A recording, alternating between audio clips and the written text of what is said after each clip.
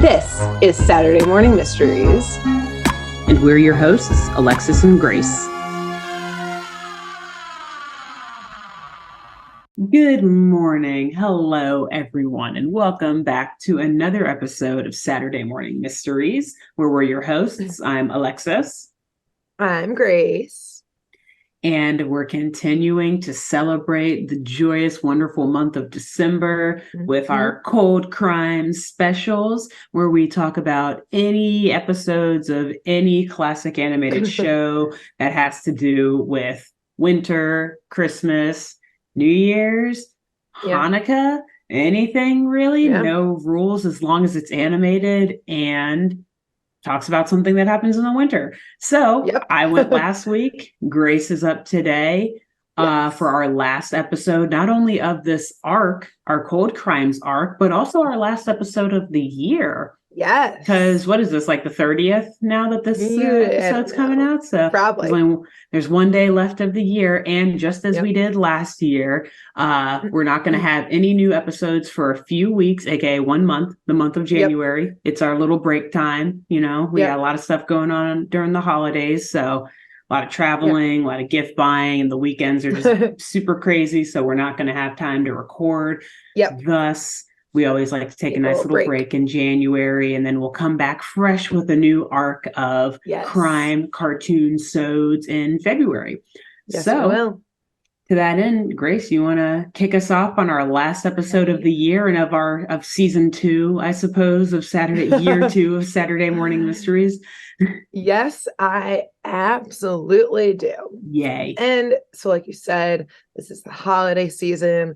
We get to tie during the month of December any of our episodes to anything, like you just said, that happens in the wintertime, any holidays in the winter, et cetera, et cetera. And we just finished Christmas this last week. I hope everyone had a lovely holiday.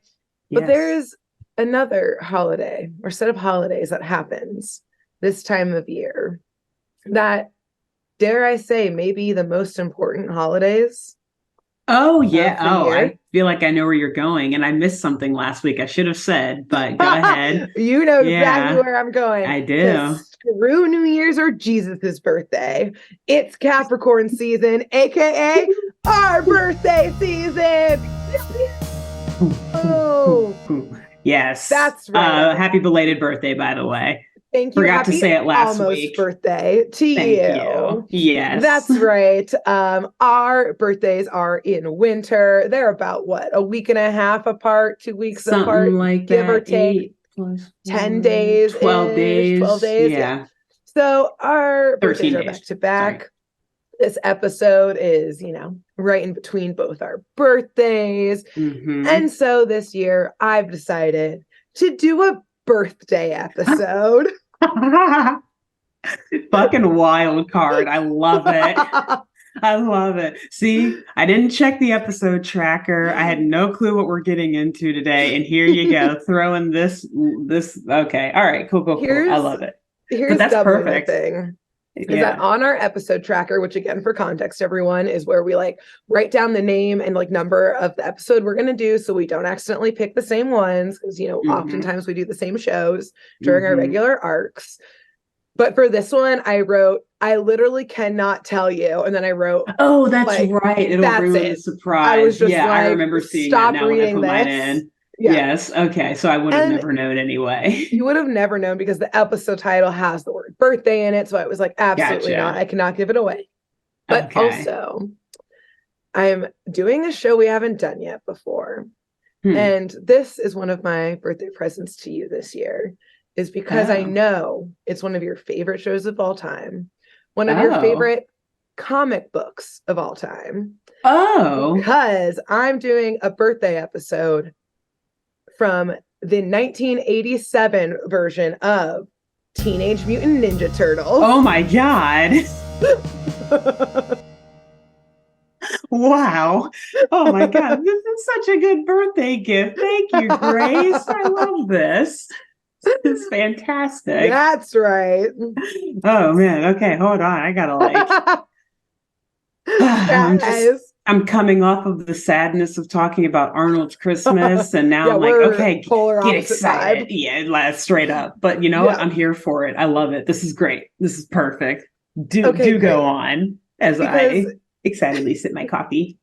Well, you're gonna have to pause sipping your coffee for a minute or two. You're gonna say something that's no, because basically these are some pretty huge shoes to fill since you are a huge Teenage Mutant Ninja Turtle fan.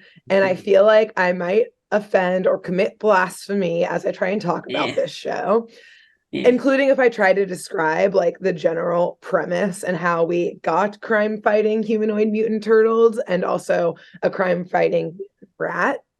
So would you, Alexis, do the honor and generally explain what the heck Teenage Mutant Ninja Turtles is?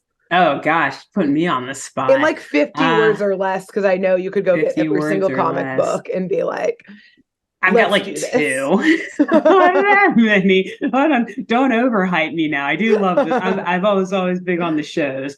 Okay, so yeah, it's funny. Actually, I did just kind of watch the new movie that just came out too, Mutant Mayhem, which is pretty good. I knew it. It's pretty good. But no, I mean, it's you pretty much just like said it like without tying it together. Fighters. You said like all the things without tying them into like one sentence. But yeah, I mean, essentially 4 mutated turtles that live in the sewers of New York. They fight crime. I guess they don't really have superpowers, I should say, but since they are mutated, they're not like your average turtle. Okay. They're not slow. Guys. They're not slow. They walk on 2 legs, they run, they're super jacked for the most part. And they were raised and trained by a also mutated sewer rat, Master Splinter, who is like a master of the martial arts. He guided them and taught them martial arts and just how to be, morally sound, ethical, good superheroes. But other than that, like they're straight up like teenage boys. Like they love video games. They love pizza. They love playing jokes on each other, skateboarding, rollerblading. There's 4 turtles: Michelangelo, Leonardo, Raphael, and good God, why is Donatello? Thank you. I was like, why is my mind drawing a blank? Because you haven't named one of your cars Donatello yet. I haven't actually. My guitars are Michelangelo. My car is Leonardo. Yeah, it's a whole thing. So yeah, you've got these 4 turtles. They each have their own weapon, and they go around saving the city, usually with the help of a journalist named April O'Neil, who also, like, a couple of them are like low-key in love with, but she's like, you're a turtle, what the fuck? You're a turtle. Like, love you. And then they also often get help from a guy named Casey, who carries around a hockey puck and rides on a skateboard and beats the shit out of people. And their biggest foe is Master Shredder, who has all of these like ninjas and shit. And he's actually a very imposing dude. He looks like a samurai, quite frankly. And yeah, if that didn't sound ridiculous enough out of context, show and like a cartoon out of context, like the fuck. No, great show, classic, historic show. Yeah, I cannot wait to hear this episode, and I'm so happy that you're doing it. Thank you. Oh my God, great description, way better than I could have done. Thank you for the context, etc., etc. Yeah, like you said, there's 4 of the turtles, as I will just collectively call them. The theme song is a banger and also very nicely lays out the 4 different personalities of the turtles. Yes. So in the theme song, it says Leonardo leads, Donatello does machines, Raphael is cool but rude, and Michelangelo is a party dude. Dude, yeah. Yes. He's the jokester. Easy context.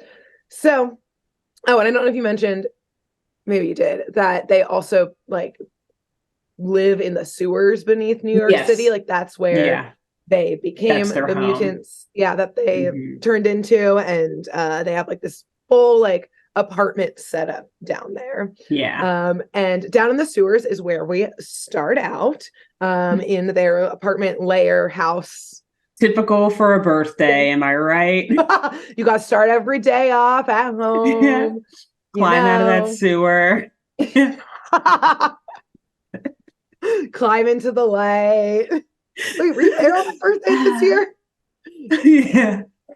What is out there? Exactly. So yes, we start down there and we see Michelangelo putting some candles on a double-decker pizza and singing happy birthday to himself because it is indeed his birthday today.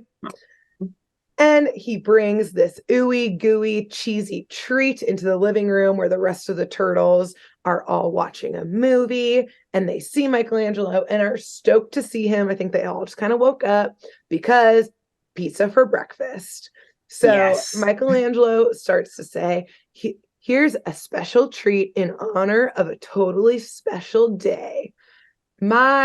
And then he gets cut off because, again, like you said, teenage boys, the second thing you named was how they love pizza. They immediately chow down on this pizza. They literally don't even notice the candles. One of them is like, the pizza was kind of waxy, aka they just like ate the candle. It kind of burnt my tongue more than usual. Yeah, man, you should have told me you just took it out of the oven. That was like so hot. It was on fire. Yeah, it was crazy, but like I'd have it again. And I don't even know if Michelangelo got a slice because they chowed down so quickly. And as he kind of like starts to reprimand them, they basically tell him to be quiet, to shut up. It's the good part of the movie. And Michelangelo is like, okay, well, I didn't see the fucking candles on this pizza cake. So maybe that was pretty obvious. That was my birthday. So instead he's like, hey guys, because he's starting to panic a little bit. Like, do they not know it's my birthday today? And he says, hey guys, are we, up to anything fun today? Maybe we could, throw a party for someone we know and love. Just spitballing here. What do you think? We could have more pizza, more candles. What's the vibe here? But again, they tell him to hush because, again, he is ruining the best part of the movie. Oh. And of course, hurt, he drops his head and he shuffles off to another part of the apartment complex sewer to be a sad turtle on his own. But sadness cannot keep the turtles from their days of training. So like you said, their Master Splinter is like kind of their dad, kind of their like sensei, they call him a lot of the time. And so he's trying to always like keep up their martial arts training and that kind of stuff. And so it's like a daily training. So even though you're sad, can't skip leg day, essentially. Yes. So Master Splinter is trying to teach them the importance of breath work when fighting, which I do have to say, in this moment, I was like, ooh, this is going to come back later in some cool fight scene. It's a Chekhov gun. It doesn't. Oh, okay, never mind. There were so many opportunities for it to come back. Oh, never mind. And it just didn't. And I was like, that's kind of funny. It's kind of writers funny that it didn't. The writers are implying like, yeah, you don't need it. Not everything is a lesson, guys. We just had to fill time. We just had to fill space in this script. So yeah, I think it was like breath work. A moment of reminder, especially coming off of your Hey Arnold episode, that like sometimes cartoons are just cartoons. Yeah. And that's it. and that's all this one is. Like, that's it. Yeah, they're not really trying to teach you anything. It's just exactly. Purely for the sake of fun. So I will say though that they did put in this line or like this little moment from Master Splinter, because Michelangelo just rolls his eyes and goes, yeah, breathing important. It's only like the first thing you do when you start life on the day you were born. Again, drop in real obvious hints. And when you were born. Yeah. But Master Splinter is like, are you even listening, Michelangelo? And again, desperate, he says, sure, I wasn't born yesterday. I was born today. Aww. But that boy dropping obvious hints. No one is picking up what he's putting down. Master Splinter just like gets him back in line. Okay. Breath work. Yeah. Okay. So take a better breath when you complain next time. Thank you.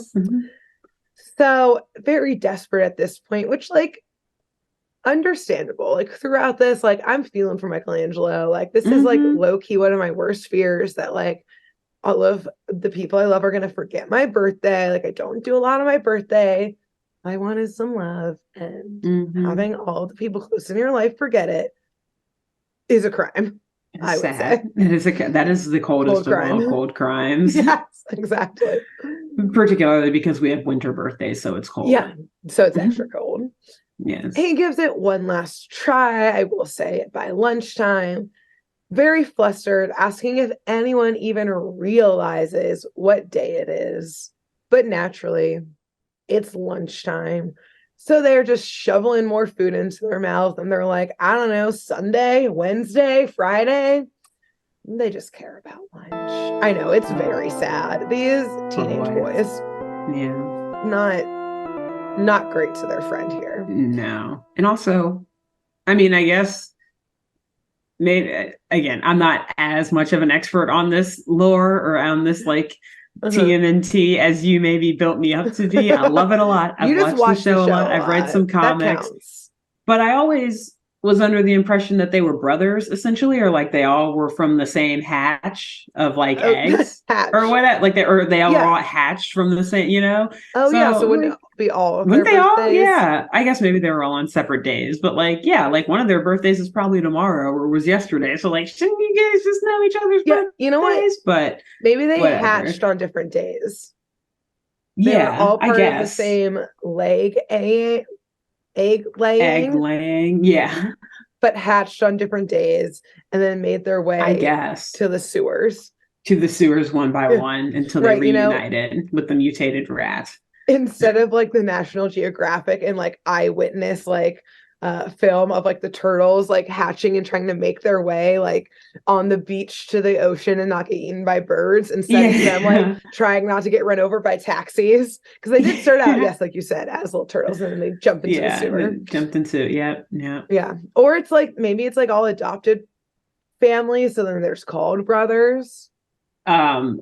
Master Splinter, we all know that a sewer rat likes a good egg. So he just like went around stealing eggs from a bunch of different houses and then later found out, oh shit, these are turtle eggs. Glad I didn't eat these. Eat this right in half right in front they like started hatching like, before he ate. Yeah, he's like, I can't they got shells.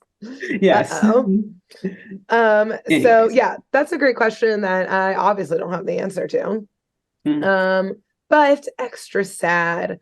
Michelangelo again hangs his head and shuffles off to his room, saying, when your best buds forget your birthday, maybe they aren't your best buds after all.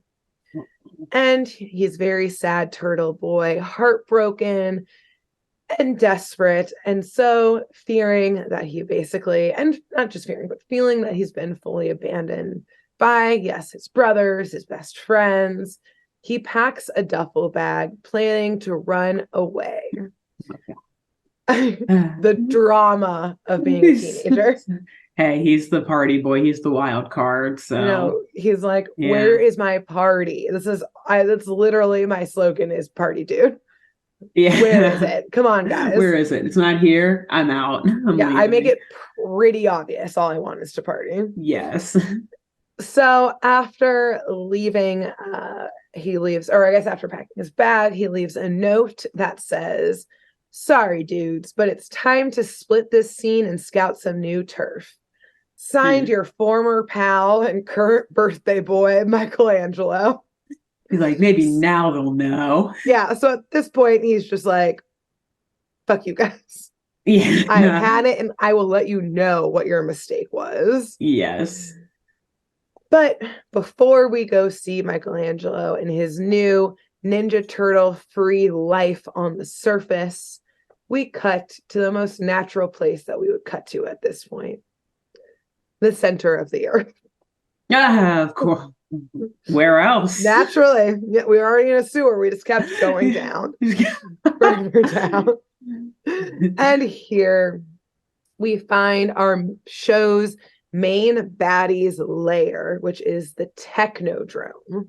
And basically, my understanding is that this, one of the main villains is this thing called Krang, and his fortress is a technodrome, which is like this giant metal tower, castle, dome type thing. And he's like always trying, I think, to like power it up or like fix it in order not just to end the Teenage Mutant Turtles, but to then use it for his own world domination alongside Master Shredder, who you mentioned before. He is really the primary baddie, and he's just like partnered up with Krang because Krang is like he's got the tech. Krang's got the tech. Shredder's got the fighting forces. Yeah. Yes, a perfect description. And essentially kind of the Shredder is Master Splinter's longtime arch nemesis. They used to be rivals in like the martial art world. Through a variety of interpersonal conflicts, Shredder has always had it out for Splinter. This is for this rat. Yeah, exactly. He eventually became a rat, and they never have put the beef beside them. Yes. And I guess in like the 80s and 90s version of Teenage Mutant Ninja Turtles, the show, the Technodrome in like every season is somewhere else. I don't really know why, but in this episode, which I think is season 2 or 3, it's in the center of the earth. Again, Krang is like the tech backer of Shredder because he's like, I need someone to help me fight here. Primarily because Krang is literally a disembodied brain that sits in like the cavity stomach of a robot. And he also comes from another dimension. It's not important for this episode, so literally do not worry about it. But like background, whatever. But he needs Shredder, like you said, to be the muscle, to be the fighter. Yes. And again, Krang is like, let's do world domination. And Shredder's like, okay, great. But first, I'm free on Tuesday. Yeah, I need to first kill these turtles and a rat, and then I'll help you with world domination. And Krang's like, weird, but okay. What can I do? I'm a brain in someone's belly. So I imagine Teenage Mutant Ninja Turtles, everyone. That? Imagine stopping at a coffee shop and you see this dude in like full samurai, like warrior outfit talking with a brain in someone's belly. Do you think like, so are you free on Wednesday? Do you think on a coffee date, the body that Krang sits in has to stand the whole time? Because if he sat, Krang would be below like looking table. Under the table. So he's like standing so he's eye to eye with Shredder. And like that's how they have to like go out to dinner and stuff.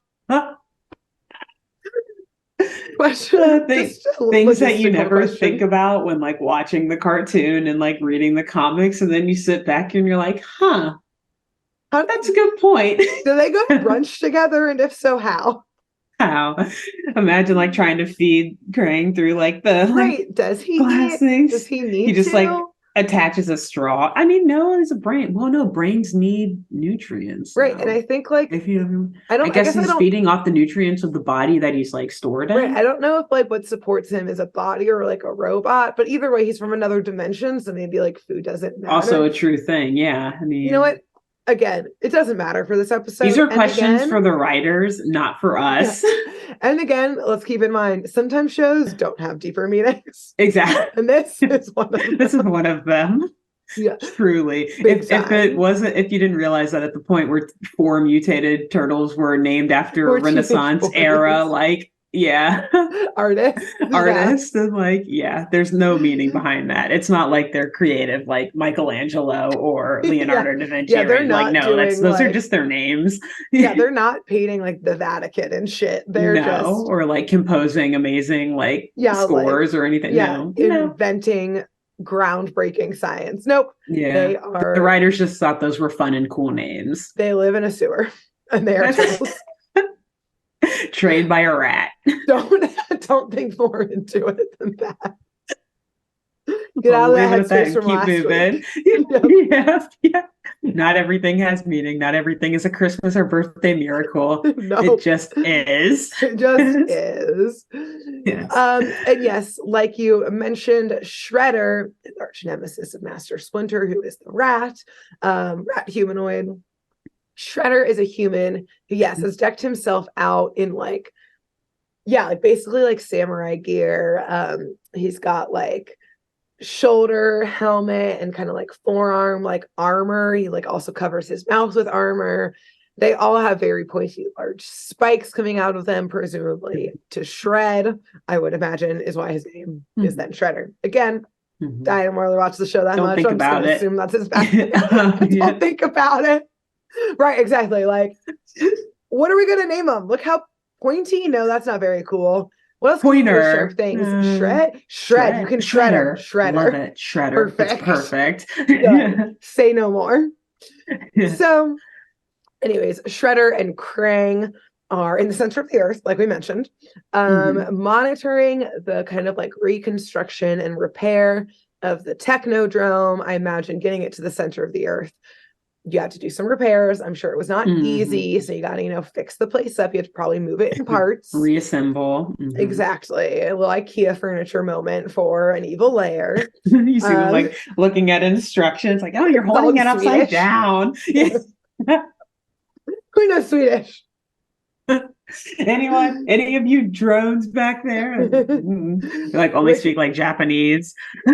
Well, speaking of, yes, the drones who are indeed doing all of the repairs, because Krang and Shredder are not. No. Their workers are these like molten lava humanoids with hard hats. Safety first. And the implication is that like they were originally just like a molten rock that then Krang and Shredder mutated into humanoid worker bees. Here's your hard hat. They got hit with those OSHA violations once. They will never get hit with them again. That's why they actually had to move the Technodrome. Like Shredder is after the turtles and Krang is just like a libertarian and like trying not to like have government. We got to go to the most tax-friendly area ever. There are no taxes applied to the center of the earth. There's no government oversight. You know what there always is? Labor laws. They follow you everywhere. With those hard hats on. If we don't give these molten men hard hats, they might unionize and strike. Like, we have to at least give them that. Which, here's the thing, which is very funny that you mention all this.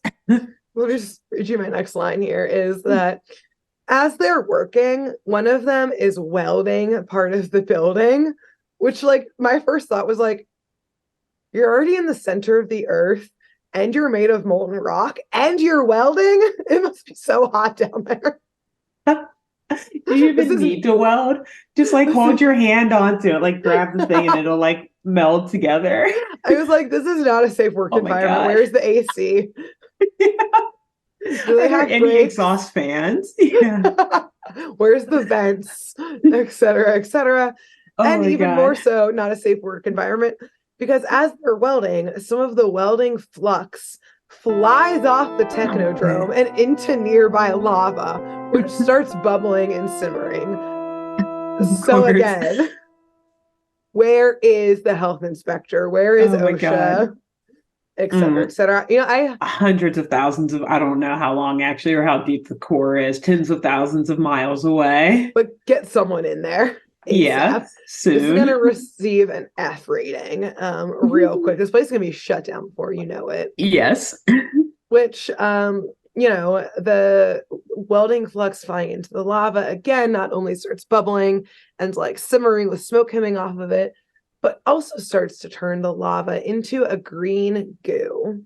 And Krang, who, like we said, has got the tech, got the smarts, et cetera, he is literally the brain of this operation, is like, ooh, I have an idea, and goes to collect some of this green lava welding flux goo and runs off to his lab in another wing of the Technodrome. And after working on this lava welding flux chemistry evil plan and whatever the fuck he was doing in there, we just see lots of lab equipment. We see close zoom ins on molecules, which is how you know he's doing science. He's science. Yeah, it's science. He's doing science. Yes. He can't wear a lab coat because he's just a brain. So instead we see molecules and cells moving around. His like robot / man, like housing him, like has the lab coat on, but is just like blankly staring. But he keeps trying to button the lab coat up, and then Krang can't see because he's like in his stomach. You idiot, I can't see. Yeah. Unbutton it every time. And he calls Shredder in to show him what he's created. And Shredder walks in to see Krang holding a spray bottle. Krang is like, or Shredder is like, did you make some Windex? Like, what is this? Are we just cleaning? Yeah. Don't give it to me. I'm not going to clean the Technodrome. But Krang explains that he's created something that will for sure defeat those pesky turtles that Shredder is obsessed with, so that they can finally get back to their general plan of world domination. And he calls in some of their rock people, molten lava people, and sprays one of them in the face directly with this. And nothing happens. Oh. And like we always are, we're on the same page, because my next line is, which I hope they have HR, because this feels like some violations. Yeah. Getting called into your boss's office and then getting randomly sprayed in the face with chemicals, unknown chemicals. Like no warning, no consent given. Exactly. Okay. And that molten lava boy is obviously like, phew, close call. Could have died. Straight to the HR department with this. Yeah. And walks back to the two other lava boys that had been called in. And Krang, in his anger and low-key embarrassment, because Shredder is like, what'd you call me in here for? Like, do you know how much paperwork we're going to have to do about this? Oh, she's already on my ass. Okay. Yeah, I'm going to have to pay that employee off or do something, because I'm not filling out all that paperwork. I am the HR.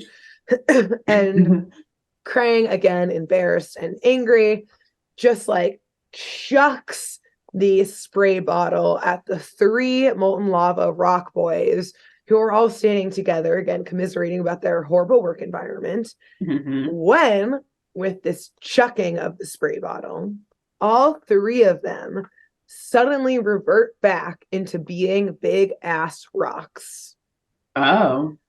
So Krang is like, well, I guess I got the formula like a little wrong, but it'll still work. And this, he explains to Shredder, is an anti-mutanogen spray.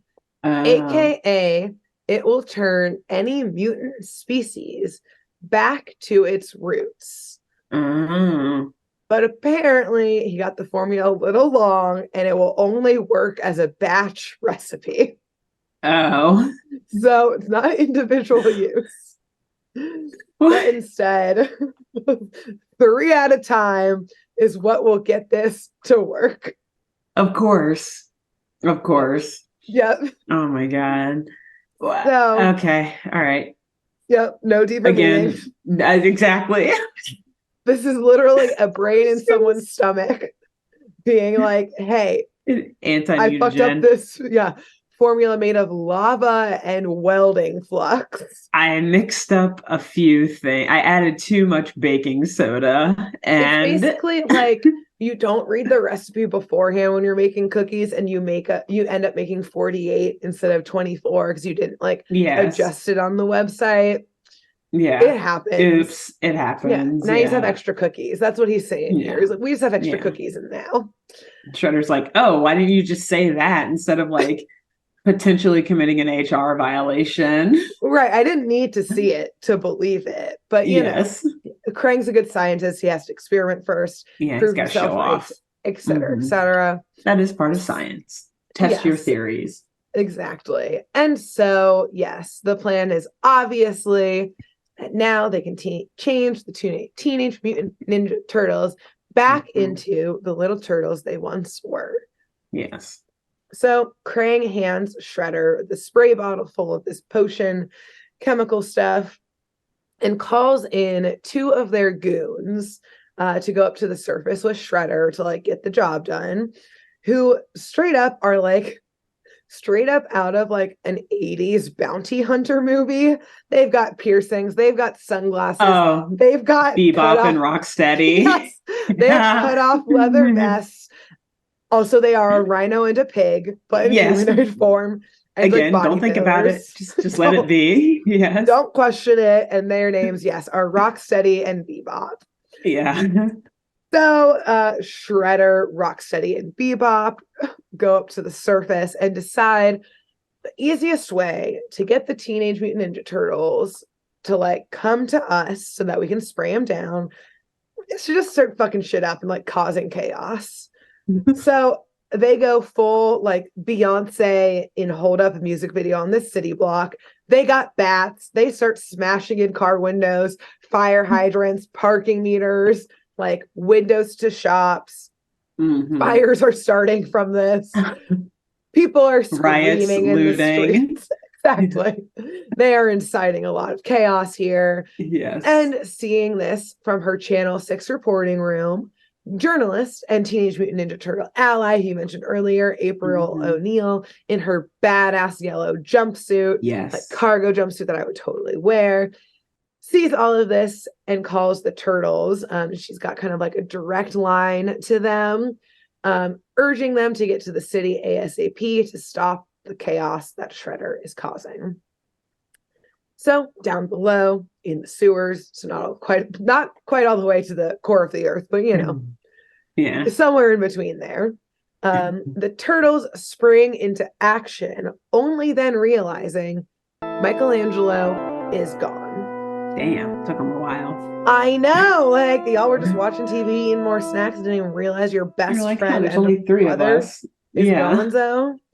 And so Master Splinter runs into his room, realizes many things are missing, and finds the note to Michelangelo that he left behind as he ran away. And this is when the other three turtles look at each other and they're like, damn, we fucked up. But not because they caused their friend into sadness for forgetting his birthday. But instead, like you said at the beginning very unknowingly, but perfectly, they're teenage boys. And they love to prank. And we see them pull back a curtain to reveal one of the rooms of the apartment fully decked out in a surprise birthday party setup. Yeah. And they were acting like they forgot his birthday the whole time in order to surprise him later.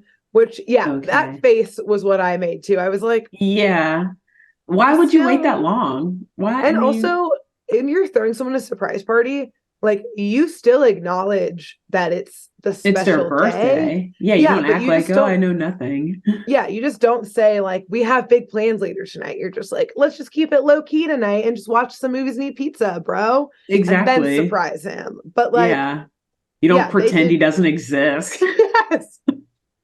Like, don't pretend like he wasn't born and thus is insignificant to this entire world, because that's how you made him feel. Yes. On his hatch day, his hatch day, yes. Stupid teenage boys. They'll learn. Yeah, maybe. Exactly. So Master Splinter is like, yeah, you guys did fuck this up, which like, sir, you could have also acknowledged you did too. His birthday. Yeah, exactly. Like, don't wait a minute. Don't act like you weren't in on this. Yeah. But I do think Master Splinter, he's like, look, you guys need to go take care of Shredder because he is causing chaos. I'll go find Michelangelo, which I actually think is so that Master Splinter can be like, hey, Michelangelo, I got you a birthday present. No, I didn't forget it was your birthday. Oh, the other turtles did? That's crazy. If you come back to the apartment, you'll see I decked the entire place out for your birthday. So he can like cover his tracks before he gets called out, which like is smart. Who's Michelangelo gonna believe? His mentor / father or his three shithead stupid friend brothers. Yeah. Exactly. It's an easy choice, and Splinter's pretty smart about it. Yes. So yes, they all go their separate ways. Splinter to go find Michelangelo, and the remaining three turtles to go find Shredder and the goons and take them down. And indeed, they can find them pretty quickly. They run into them in some alleyway where a fight immediately breaks out between all of them. Of course, the turtles kick the goons' butts right away with some super sick like karate ninja moves. Also, I forgot that they like fight with knives, which like is also just cool. I'm like, like katanas and yes, exactly. I was just like, crazy shit, nunchucks, like very violent. Yes, extremely violent and cool. And also, I was like, this explains a lot about us. Yes, the generation as a whole. Yes. So, as they are fighting everyone, they notice that Shredder is like very not obviously trying to like push the 3 turtles together. Because again, it's a batch spray. They can't be separated. They got to all be next to each other in order to work. They also notice, like, what is he carrying in his hand? What is this weird spray bottle thing? So smartly, one of them like ninja stars the bottle, which makes it crack, and all of the liquid comes out. So their task immediately defeated. Shredder and the goons take an opportunity of like a truck trying to get into the alleyway to sprint away, because they're like, well, we don't have anything to fight about now because we don't have any more of this spray. So like, bye. Which, like, back to the center of the earth we go. Yeah, just like jumps into like a little sewer. A beautiful dive. Ooh. The turtles all rate it. Okay, 10. Exactly. Like 10, that's 10, pretty 10. Good. Yeah. Double front flip. Cool. Nice. Fair. And so, yes, they're able to escape and kind of like weave through the further alleyways that make up New York City, only to run into our one and only sad turtle boy, Michelangelo, who has his duffel bag and his head down. I imagine the sad Charlie Brown music in the background. Yeah. Just wandering the streets, wondering what his new life will be like. But now it's 3-on-1. So even though they don't have their spray, and it wouldn't work anyways because it's only one turtle, they're like, well, we can't pass up an opportunity to at least kidnap this turtle when we finally outnumber them. Yeah. So yes, they immediately kidnap Michelangelo and take him down easy. Again, he was surprised. Again, he was sad. An easy target for them at this moment in time. But instead of bringing him down to the Technodrome, I assume because they like don't want him to see where their current hideout is, just in case he's, which is smart, they bring him to this like abandoned warehouse in the city and essentially like hook him up to like this machine that probably Krang built to more or less like waterboard him with like a radioactive toxic sludge. Oh boy. Yeah. Okay. So he's like strapped down to this machine, and like overhead, we see them like, filling it in and explaining like, yep, we start to see like a single drop starting to come out. It's bright green. Thus, you have to assume, again, it's radioactive sludge. Probably taken while they were digging into the center of the earth. They were like, ooh, deep nuclear storage waste. Yeah, we'll just siphon some of that out. That'll probably have no further problems in the world. Exactly. This will have no horrible ramifications if we just start taking this out of the sealed casks. Nah. Easy.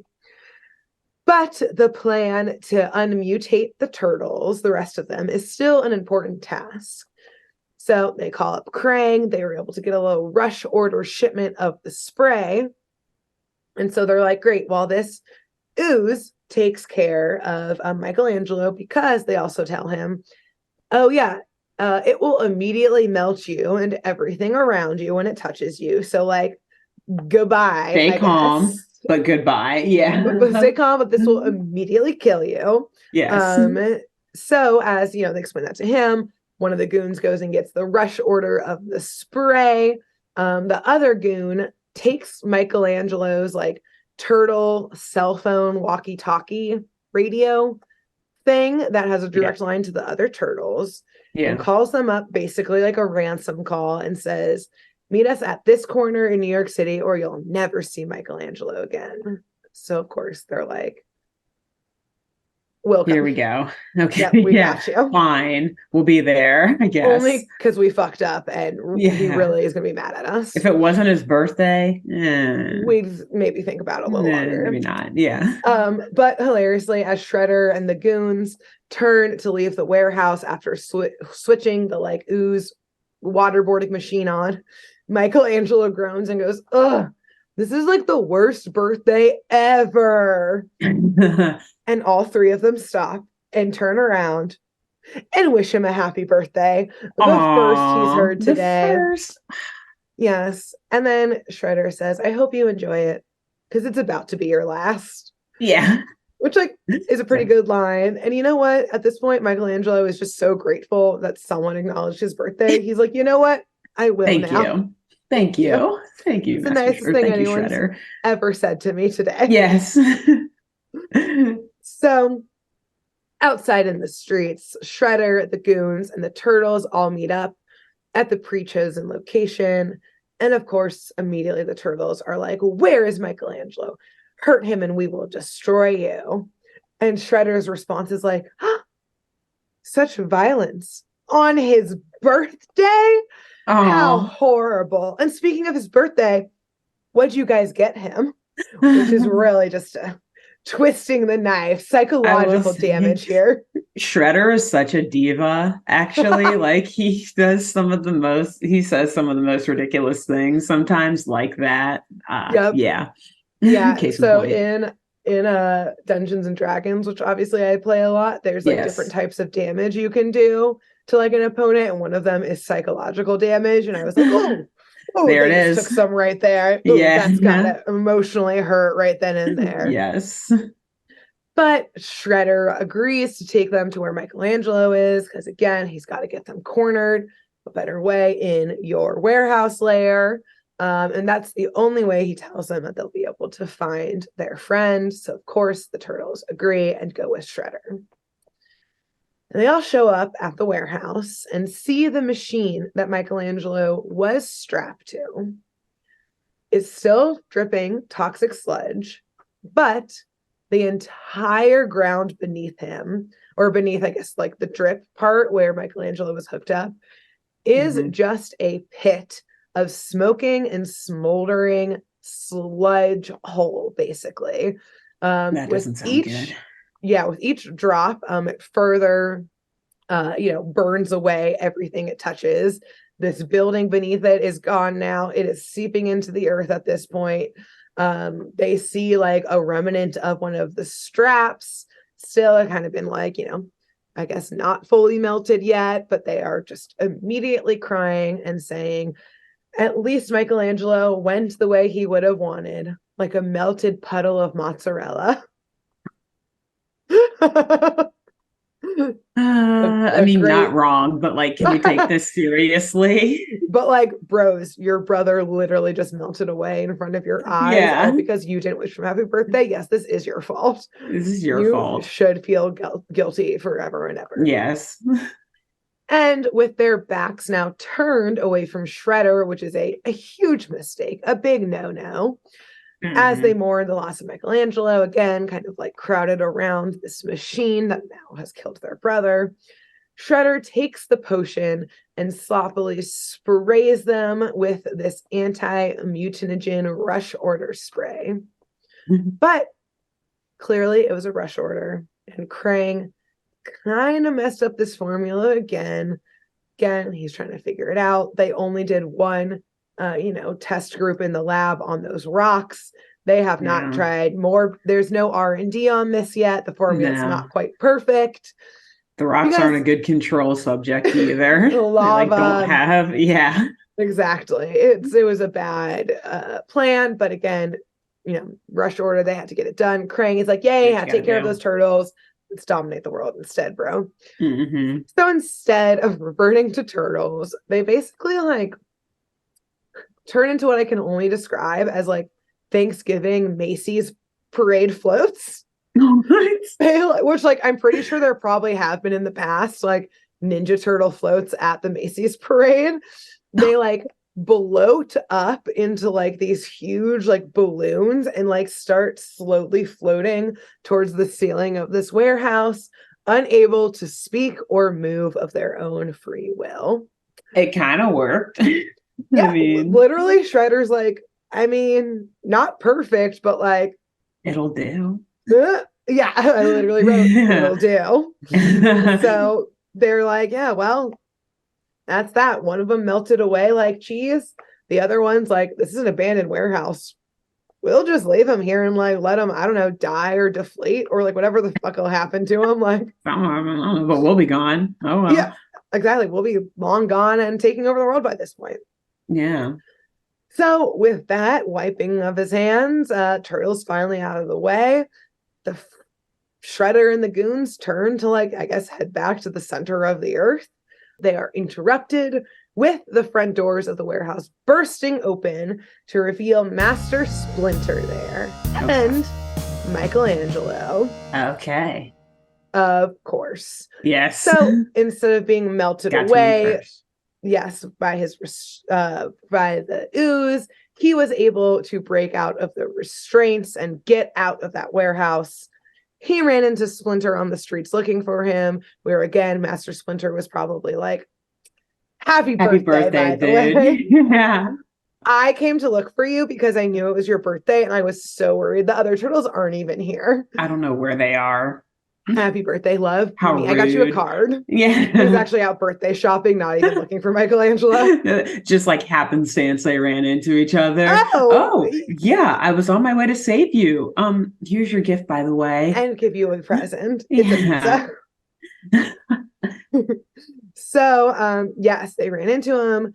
Shredder put together Master Splinter put together that Shredder would most likely be bringing the turtles back to the warehouse. Mm-hmm. So they returned to save the other turtles. The goons first go for Master Splinter and Michelangelo, who obviously immediately ninja, karate, martial arts kick their asses. Yes. Including like kicking them in the chests and sending them flying directly into Shredder, who falls back and, like an idiot, drops the formula again, shattering the bottle and emptying it fully, because he could have sprayed Michelangelo and Shredder with it because they're both mutants. They're together, so it's a little batch combo again. Yeah. But so freaking drop the bottle. That's 2 bottles, dude. Okay. I know. Crane's going to be like, dude, okay, look, we have limited resources in the middle of the earth. We can't just keep wasting this shit. Switch to plastic. Switch to plastic bottle. Why are you using glass? Why is the glass not melting in the center of the earth? What's happening? Yes, also true.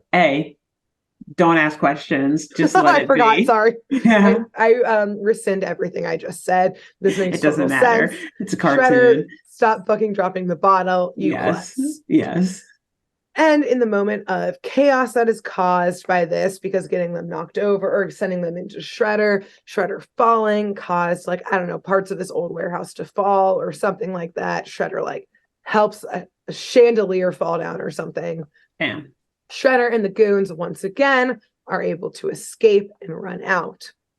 And Michelangelo wants to go after them, of course. Mm-hmm. But Splinter stops him, saying they have literally bigger problems to deal with. They're now balloon parade float friends. Yeah. It's like a little bit of an issue. Okay. Yeah, we should probably handle that. Yeah, we like don't know what's the deal here. And Michelangelo is like, yeah, what are we supposed to do about this? Like, this not a scientist. Like a problem. Yeah. Exactly. But like, maybe they had the anti-reverse formula. Like, we don't know what this is. Yeah. But Splinter has something he thinks might work. And now, like, I don't know really enough about this show to know if this is like a type of thing that is like a regular occurrence on the show. But basically, Master Splinter like gets all mysterious and gets out this like very finely like ring-sized box and opens it to reveal these 2 small spheres. And he explains to Michelangelo that these were given to him once by a wise and ancient sensei master that he had. And they're said to have special powers, which should only be called upon for occasions like this. Side note, in this moment, I was like, does it have to do with breath work? Is this like you've had a couple opportunities? Yeah. Like, he's got to meditate and like breathe a certain way. To, but like, no, be able to use these. No, he was like holds the box up and they start floating and glowing and whirling around Master Splinter and then whirling up in the air around the balloon turtles, and they slowly start to deflate and come back to Earth and are restored to their normal selves.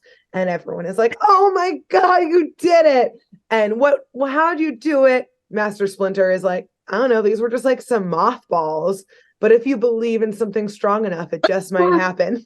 Christmas miracle, birthday miracles. The birthday miracle. I was going to say, imagine him getting those years and years ago from some old wise man, mentor, sensei teaching him, like, one day your mentees will be turned into balloons. This is the key to deflating them. Yeah. The mothballs. He said they must be used specifically for something like this. Like, wow, that's pretty, good on that sensei, whoever taught you. Like, they had some good foresight. And only in batches. This won't work for one balloon. No, just three. Minimum of 2. Yes. 4, out of luck. They're balloons forever. Sorry. 3. Perfect. Yeah. And so again, don't think more into the show. That's simply what just happened. That's it. There's no lesson. There's no breath work. There's no breath work. Just a birthday miracle. Yes. And back home, everyone's trying to relax after their trying day. And these 3 other fucking turtles are still acting like it was just another goddamn day.